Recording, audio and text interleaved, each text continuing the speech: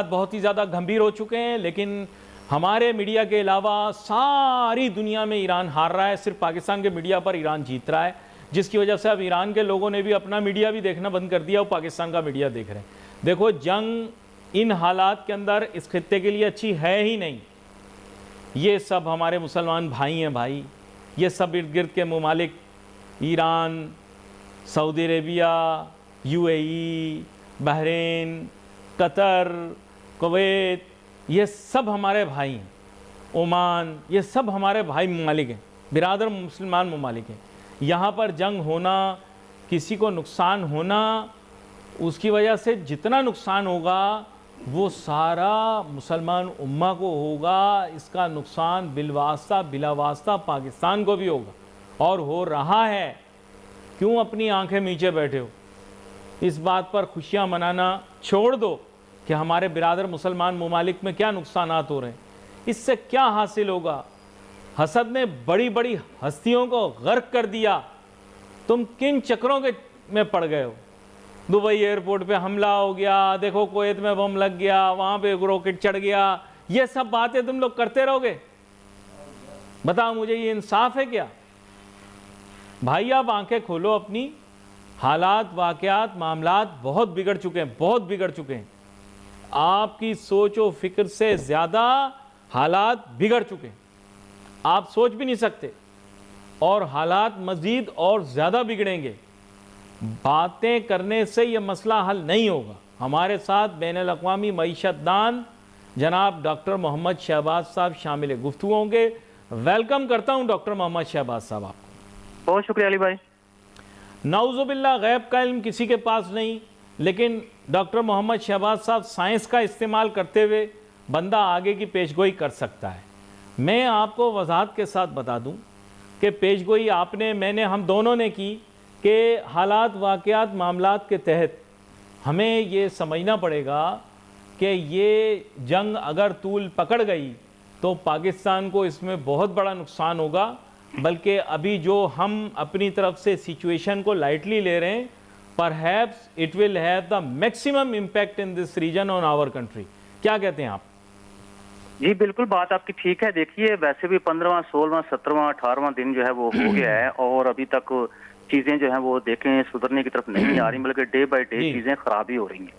और उस खराबी की वजह से तेल की जो सप्लाई लाइन है वो, जाहिर सी बात है, सप्लाई चेन जिसे कहते हैं, वो खासी मुतासर हुई है। बल्कि ईरान ने अब ये कहा है कि जो अमेरिका के इत्तेहादी हैं उनके जो जहाज हैं वो तो अब नए हुर्मुज़ से नहीं गुजरते, लेकिन उसके अलावा जो है वो लोग गुजर सकते हैं।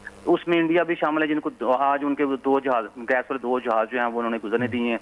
उसमें जाहिर बात और भी मालिक हैं, चाइना है और मालिक जो इस चीज़ से फायदा उठा रहे हैं। लेकिन अब चाइना में भी देखें ना, दुनिया का आबादी के लिहाज से अब तो हर इंडिया का नंबर आ गया है, तो वहाँ आप देखें कंजम्पशन जो है तेल की वो कितनी ज़्यादा है, और वहाँ पे भी लाने लग गई। हाल तो कोई चाइना थोड़ा सा वो तमाशा देख रहा है अमेरिका का, क्योंकि वो ये समझ रहे हैं कि ठीक है, दुश्मन जो है वो खुद ही जब फंसा हुआ है तो ठीक है, उसको मरने दो, हमें क्या जरूरत है उसके अंदर एंट्री डालने की। लेकिन अब अमेरिका जो मैं समझता हूँ कि उसके भी शायद हाथ पांव फूल गए हैं, इसलिए तो अपने इत्तेहादियों को ये कह रहा है कि भाई साहब आप आइए, अपने जंगी बेड़े भेजें, जंगी जहाज भेजें, ताकि अब नए हुर्मुज़ जो है उसका कंट्रोल पूरे का पूरा लिया जाए।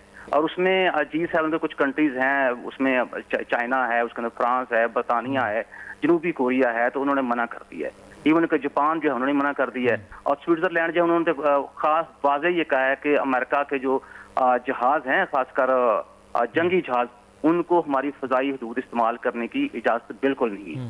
तो आप ये देखेंगे जब सूरत ये हो तो मुझे बताएं कि चूँकि हम जारी बात है, तेल के ऊपर हमारी इकॉनमी बहुत ज़्यादा इन्हिसार करती है, जब तेल की सप्लाई मुतासर होगी, तेल की कीमतों में इजाफा होगा। अभी हम कह रहे हैं कि तकरीबन 63 अरब की सब्सिडी जो दे रहे हैं, क्योंकि हमने क्या किया है कि हमने इस हफ्ते पेट्रोल की कीमतों में इजाफा नहीं किया, तो उसकी मद में हम ये बात कर रहे हैं। तो जाहिर सी बात है, तेल बढ़ेगा, आपकी ट्रांसपोर्टेशन बढ़ेगी, तेल की कीमतों में इजाफा होगा, ट्रांसपोर्टेशन कास्ट बढ़ेगी, लॉजिस्टिक कास्ट बढ़ेगी, अशियाए खुर्दनोश की कीमतों में जाहिर बात इफेक्ट होगा। और इवन के मैं तो ये कहूँगा कि जितने भी एलिमेंट्स हैं इकोनॉमी के या इंडिकेटर्स हैं इकोनॉमी के, वो सारे के सारे आपको मुतासर होंगे। तो हमें अच्छा, मैं आपके सामने एक फ्रॉम अ रिसर्चर्स पर्सपेक्टिव कुछ फैक्ट्स रखता हूँ, आप इसके ऊपर अपनी राय दीजिएगा। देखें, यूएई का तेल ख़त्म नहीं होगा, वहाँ तवानाई का बहरान पैदा नहीं होगा, वहाँ सरमाए का बहरान पैदा नहीं होगा। उन्होंने बहुत पैसा इकट्ठा किया हुआ है, बहुत डाइवर्सिफाई किया हुआ है, कतर में ऐसा नहीं होगा। अच्छा, ये भी याद रखें, यूएई की अपनी आबादी चंद लाख लोगों पर मुश्तमिल है, चंद लाख लोगों पर मुश्तमिल है, बाकी सारे एक्सपेट्रिएट्स हैं। कतर की भी सिचुएशन कुछ ऐसी ही है, चंद लाख आबादी है कतर की, बाकी जितने वो एक्सपर्ट्स हैं उनके पास कभी सरमाए का मसला नहीं होगा, तेल का मसला नहीं होगा, तवानाई का मसला नहीं होगा। जो कुछ है ये जंग की वजह से 2 महीने, 3 महीने, 4 महीने, 6 महीने, साल लग जाए, उनके चंद लाख लोगों को कोई हर्ज नहीं पड़ेगा। कुवैत पे कोई फ़र्क नहीं पड़ेगा, उनकी आबादी चंद लाख लोगों पर मुश्तमिल है, सरमाए का मसला नहीं होगा, तेल का मसला नहीं होगा, तवानाई का मसला नहीं होगा। सऊदी अरब के पास इस तरह के कोई भी मसले मसाइल पैदा नहीं होंगे। इस खित्ते के अंदर एक ही ऐसा मुल्क है पाकिस्तान जिसको ये मसाइल पेश आएंगे, ये एक रियलिटी है। फ्रॉम ए रिसर्चर्स पर्सपेक्टिव बताएं। जी देखिए, पाकिस्तान को जाहिर सी बात है मसाइल का सामना होगा कि इवन कि इंडिया में भी इस वीक के अंदर 60 रुपये फी लीटर तेल की कीमतों में इजाफा कर दिया। इंडिया को भी मसाइल का सामना होगा। अब सऊदी एशिया सारे की बात करें, बात यह है कि जब आप चूंकि लिंक हैं दुनिया के साथ, तेल कंज्यूम करना है आपने, और जाहिर बात तेल की कीमतों में जब इजाफा होगा तो उसका इम्पैक्ट जो आपकी इकोनॉमी के ऊपर पड़ेगा। तो इसका या तो यह है कि पाकिस्तान जो है उसका अपनी बास्केट जो है वो पेट्रोलियम प्रोडक्ट्स उसको डाइवर्सिफाई करना चाहिए, रादर दैन कि हमें पूरे का पूरा डिपेंडेंस हमारा सऊदी अरेबिया के ऊपर हो, यूएई के ऊपर हो। हमें रशिया की तरफ माइल होना चाहिए, हमें उनसे तेल खरीदना चाहिए। हालांकि भी अमेरिका ने रशिया को थोड़ी बहुत इजाजत दे भी दी है कि ठीक है आप तेल जो है वो आप बेच सकते हैं। तो हमें इस तरह से जो हमारी पेट्रोलियम प्रोडक्ट्स की बास्केट है उसको हमें डाइवर्सिफाई करना होगा।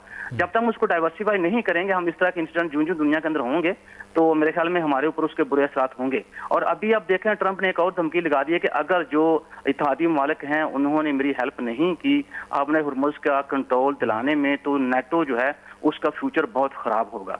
तो अब देखें, जब इस तरह की सूरत हो रही है तो फिर आप खुद इस चीज को मेरे ख्याल में जजमेंट करने में बड़ी आपको आसानी होगी कि हम जो है आने वाले वक्त में हमें अपनी चीजों को उस पैराए में रख के सोचना होगा, नई पॉलिसी में बनानी होगी।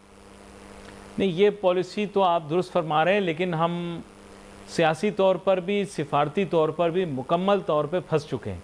ये एक रियलिटी है, लेकिन जाहिर बात है ये बात मैं फंस इस हिसाब से कह रहा हूँ कि देखिए, आपको अंडरस्टैंड करना पड़ेगा, हमारी कंपल्शंस और मजबूरियाँ बहुत हैं। नंबर 1, हमारी इकोनॉमिक इंडिपेंडेंस जो है वो हाईली रिलायंट है बिकॉज ऑफ अनसस्टेनेबल पॉलिसीज़। हमने अपनी इकोनॉमी को ऐसी जगह पर पहुंचा दी है कि IMF के बगैर हमारा काम नहीं चलेगा, और IMF आपको पता है कौन चलाता है। इसके अलावा बैनुल-अक़वामी माशी निज़ाम से हटके भी हम कोई काम नहीं कर सकते।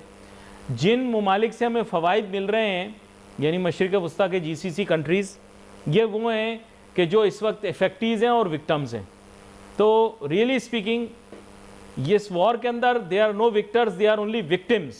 पता नहीं आप इससे एग्री करें नहीं करें, और इन विक्टिम्स के अंदर एक पाकिस्तान भी, अनफॉर्चुनेटली। जी देखिए, वो पहली बात तो ये है कि अमेरिका जंग जीतता है या हारता है तो गल्फ कंट्री जो हैं वो अफेक्ट तो होंगे।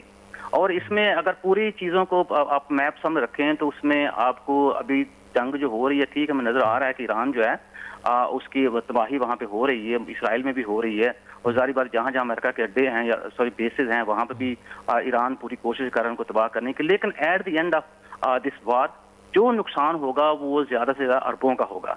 और आप जो कि अरबों को जारी बात है हम उनके साथ खड़े हुए हैं, तो जब आपका जो मालिक है या आपका कह लें कि जो आपका पार्टनर है उसका अगर नुकसान हो रहा है तो उसके थोड़े बहुत छींटे जो हैं वो जारी बात आपके जिस्म को पड़ेंगे ना, तो उसका असर तो होगा।